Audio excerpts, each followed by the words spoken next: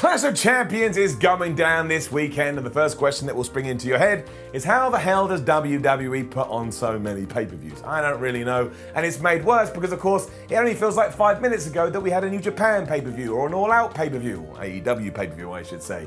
Basically, there's too many wrestling pay-per-views these days, but let's split it, let's put a positive vibe on it and say, aren't we lucky that we have so much choice? It is Clash of Champions, there's only one thing left to do. Let's predict the damn show. We will start with the pre-show match, which will be Lynch taking on Carillo, who will also be taking on Drew Gulak for his Cruiserweight Championship.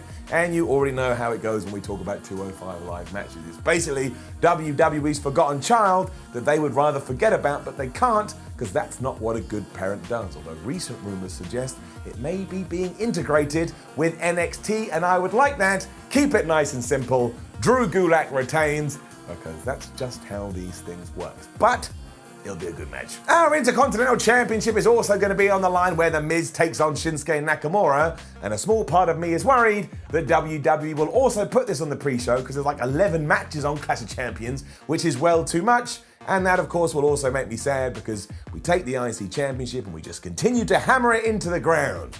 I remember when it meant something, because I'm old. Anyway, the build to this hasn't exactly been that exciting, and I don't think The Miz has enough momentum to shelve Nakamura and take his belt, although that could happen, because again, I don't think WWE gives two hoots. However, I like the partnership between Nakamura and Sami Zayn. I think we can do something with this. I think we're only scratching the surface. The Miz can lose, because he's The Miz. Have Shinsuke Nakamura knee him in the head after he got distracted by Zayn. Proper heel tactics, and everyone will be happy, apart from Maurice. She'll be mad, it's her husband, but it's all fake, so who cares? Joke. Seth Rollins and Braun Strowman will then have their first match of the night, where they take on Bobby Roode and Dolph Ziggler for the Raw Tag Team Championships, and it's one of those scenarios where at the start of 2019, who the hell saw this coming? Also, their interaction on Raw at the start of the week wasn't exactly like, oh, we should look forward to this. I'm intrigued to see what happens here. However, normal WWE storytelling tells us that Braun and Seth have to lose to set up their main event later when they clash for the Universal Championship. Also, if we have made a tag team between Bobby Roode and Dolph Ziggler, let's not have them lose at the first opportunity.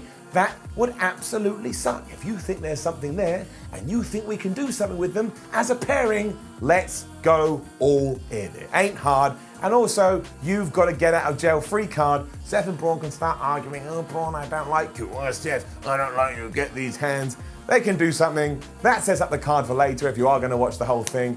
And we have new tag team champions. Then maybe, finally, we can start rebuilding the tag team division. Roode and Ziggler win. Apparently, we're also going to get the New Day, that being Biggie and Xavier Woods, taking on the Revival for the SmackDown Tag Team Championships. And the reason that surprises me so much is because I don't think WWE has mentioned that all week, apart from a little tweet on Twitter. But look, if we are going to change the Raw Tag Team Championships, we probably don't want to do it here, especially because I don't think WWE likes Dash and Dawson. That's just the feeling I get. And we still don't know if they've signed new contracts with the company. And as Gallows and Anderson proved, if you do sign new contracts with the company, all of a sudden you'll be featured on TV more. This will probably pop up and go quicker than you can say, where is Mojo Rawley's blue face? But yeah, I'll give it to the New Day. And I think this is going to be rather uneventful all around. Although you may see Dash and Dawson in the Randy Orton versus Kofi Kingston match later. Biggie and Xavier. Thumbs. Keeping on the tag team scene, the women's belts are also up for grabs as Alexa Bliss and Nikki Cross defend it against Mandy Rose and Sonya Deville. Never ever forget, the feud here is that Alexa Bliss doesn't say anything and Sonya Deville doesn't say anything, but Mandy Rose isn't impressed with how Nikki Cross looks. You tell me. My big thing here is that because Alexa Bliss and Nikki Cross have only just won those belts, I don't think we can start throwing them around like a hot potato, because they've already been buried into the ground, and if you start doing that, it absolutely blows. But by the same token, I quite like Fire and Desire, although they never really have any momentum, and if they lose here again, well, where are they supposed to go after that? Unless you break them up. But I don't really want to see that feud. I think they're better as a team. Which leaves us in a bit of a predicament. But look, Alexa Bliss and Nikki Cross just turned face. I feel like WWE's invested in them a little bit. I know that Nikki beat Mandy on SmackDown, and sometimes we like to switch the results. Let's have the good guy team hold on to their belts. And let's try and focus on them. Let's try and build them and actually start to make sense of this. Because again, there's no reason for them to be a good guy team other than the fact Mandy Rose doesn't like Nikki Cross's looks. I'm going to go with Cross and Nikki. AJ Styles, United States Champion, is also going to be defending his title against Cedric Alexander, and I'm very excited for this because the build has been nice. We had a good tease on Raw, and now we can have the whole damn thing at Clash of Champions. AJ Styles is one of the best wrestlers of all time. Cedric Alexander is underutilized and underrated.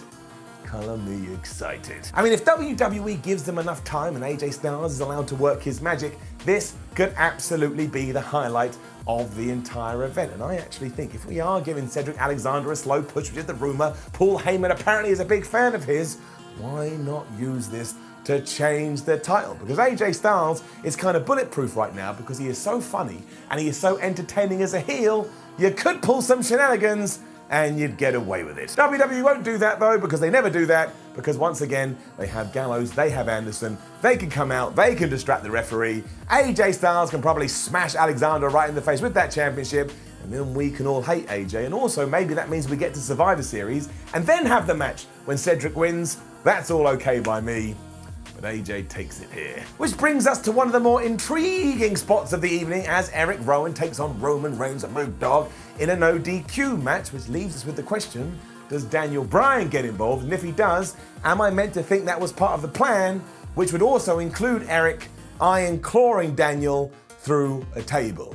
I mean, that doesn't make any sense. It's not really. Remember when The Rock did that to Vince McMahon, gave him the people's elbow? We thought, oh, The Rock's gonna, save the day, but actually he's a bad guy.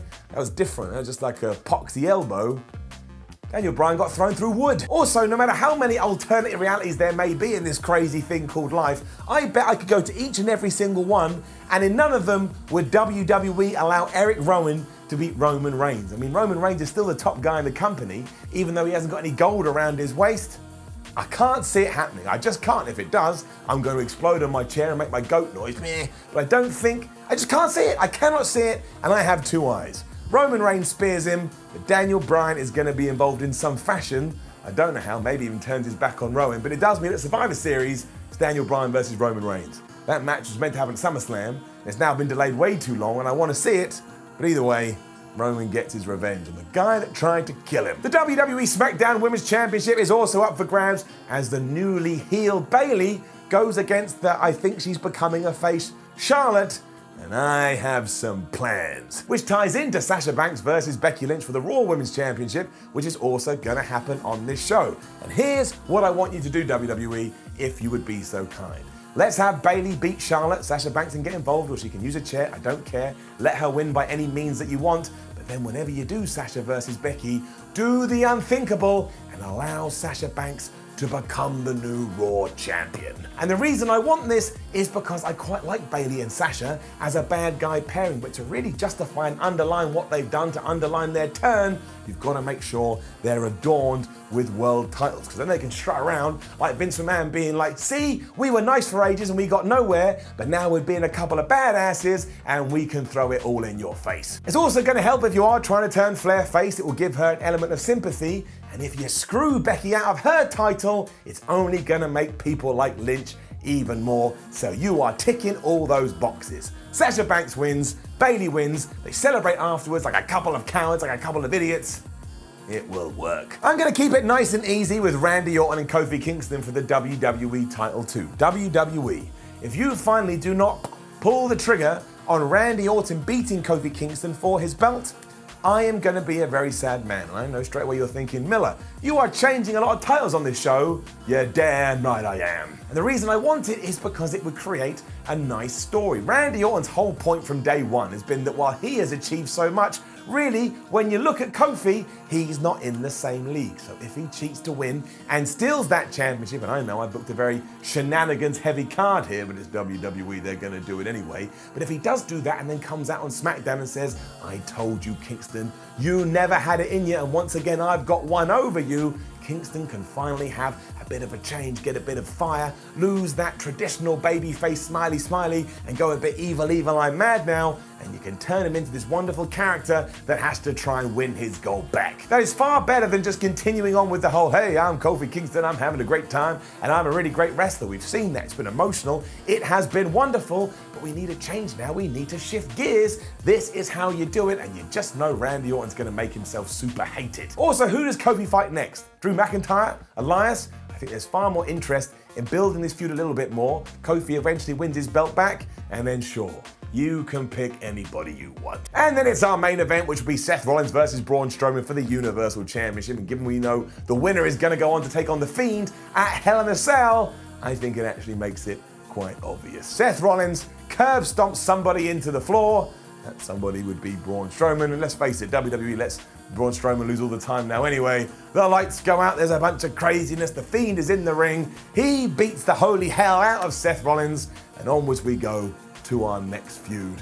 And of course, at Hell in a Cell, Bray Wyatt has to win, but we'll leave that till October. And that is our Clash of Champions card. There's way too many matches on it, and it's probably going to go over 4 hours, which is too long, but maybe that ties in to Bray Wyatt's clock. We did say 11:19. Clash of Champions kicks off at 7 p.m. ET. Maybe it's going to go on for such a long time that at 19 minutes past 11, that's when he attacks Seth Rollins. Now you're going to be watching it, and if we do get to that time, you're going to be looking at your watch going, maybe Miller is right. Probably not. It's one of the dumbest speculations ever. Now, don't forget to leave a comment below and let us know your predictions for Clash of Champions 2019. Like, share, and subscribe. Head over to whatculture.com, read yourself some articles, follow What Culture on Twitter, What Culture WWE. Watch more videos here on What Culture Wrestling. My name is Simon from What Culture. Thank you very much for watching, and I'll see you on Monday when we up those downs for the pay-per-view.